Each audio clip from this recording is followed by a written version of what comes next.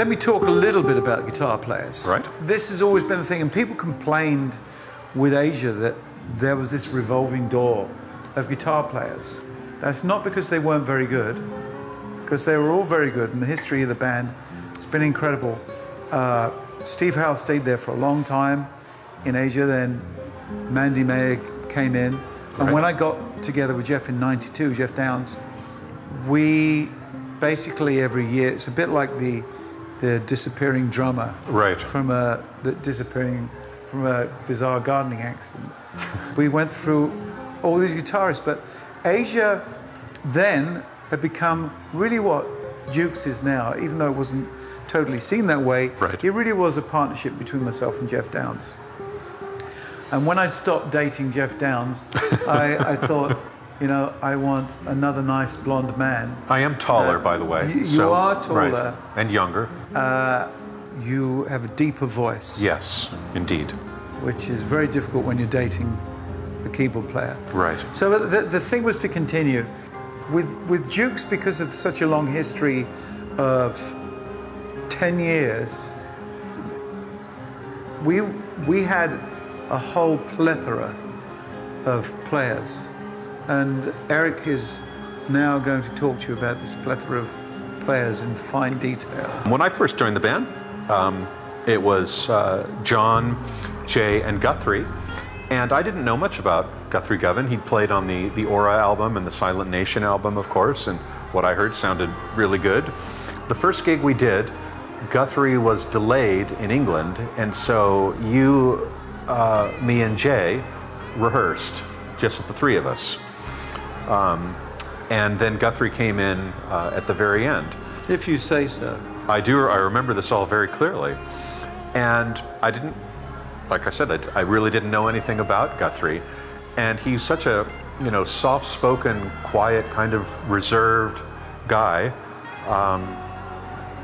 You know, not the least bit arrogant or bragging about the talent he has. I just started to see what an amazing player he was. He's not human. Even I spoke to Steve Lukather just 2 weeks ago, asking him to get him involved with Rock Pack. Yeah. Steve was going, "What do you need me for?" And I go, "Well, you know, you sing great, you play great." He goes, "You've got Jeff Coleman and Guthrie Govan in your arsenal." Right. He goes, "Those guys aren't human." I remember when we did the Strange Days recording with Guthrie, and we needed a little interlude between the first chorus and the second verse. And he sat there with his guitar, blank-faced, and I said, "Guthrie, are you ready? Shall we roll?" And he said, I don't know what to play." I said, "Okay, well, you know, we just need kind of a melodic interlude, you know, that connects, you know, the first chorus to the second verse." "Oh, okay, let's try one." Very quiet and scared, almost scared, like, "Well, Guthrie, you're a great player. We've done some gigs. I've heard you play. It's going to be fine. Let's just try it." And I think it was one take. I think what's on the record was just one take. He just played this beautiful melodic thing, and at the end, he just did this lightning fast shred thing. And shred should be in air quotes because there was just all these beautiful notes in the scale that he played.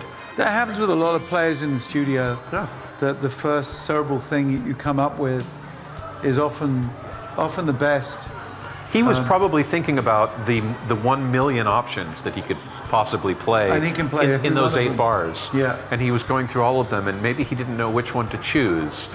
But yeah, it was always amazing working with Guthrie, and his rhythm parts too, which is kind of an unappreciated art. Just the groove of his rhythm guitar, playing was so. Is part of the rhythm section, you know, of the band. Right. And people like Mick Jones really, you know, quantify what that is. Right. And, you know, Guthrie is extremely tight, you know, really nice, just nice backbeat in there. We worked with Bruce Bouillet for about a year, I believe, and we did some recording. We did some really great gigs, including the famous Playboy Mansion gig that we'll never forget. And then Bruce decided to leave, and he went to do a solo record and some other projects. And of course, we wished him well. we had our friend Moni Scaria, who had done some fill-in dates with us in the past. And then you had been working with Jeff Coleman. And you thought, okay, Jeff Coleman, he's the guy. We love his playing. I'd actually done a record with Jeff years before with a singer named Mark Bowles. Oh, okay. Jeff and I had played on the same record. We never met each other. They were done, you know, we played in separate studios. I heard some of the stuff that you had recorded with Jeff, and I thought, oh wow, he's just phenomenal. But you know, we can't just eject Moni. We can't say, thanks so much for sitting in, thanks so much for rescuing us all these times. Moni's a great player. Goodbye. He's always been there. Right. He sings great, and he fitted with the band so well. And when Jeff came in and we decided to have the two of them, right, they're so supportive of each other. There's not one bit of, they work very jealous? well. And I have to say, the one thing that Moni, I think, is exceptional at is learning parts from other guitar players. And in that band, the guitar player, he has to cover Steve Howe, Al Petrelli, who is the fellow from Steely Dan that you had? Elliot Randall. Elliot Randall. Mandy Meyer. Mandy Meyer. From Crocus. Right. Guthrie Govan, of course. Pat Thrall. We've left out Pat. Pat, right. So there's a huge number of guitar players and styles that the guitar player in that band had to cover. And Moni was exceptional. He nails all the solos, like the solo in Desire. Right. He nails that. So from all these people, that rather than replacing them, actually we had Mitch in for a while, but we didn't end up keeping any stuff. Right. He played with the band for a while. Right. Mitch Perry, just a fantastic rock guitar player. He actually did about a year's worth of dates with us right after Guthrie left. Yeah. But we never were able to record anything with him, unfortunately. But Mitch is an amazing player, and again, like his rhythm groove and just the presence that he brought was incredible. And so, like in the early days when I started with Asia, particularly on Aqua and Aria and Arena, I played quite a bit of guitar. Right. And more so anonymously. Guitar, you know, was my first instrument. So on this album, I pick up a bit of guitar as well and play some lead and some rhythm tracks. Great.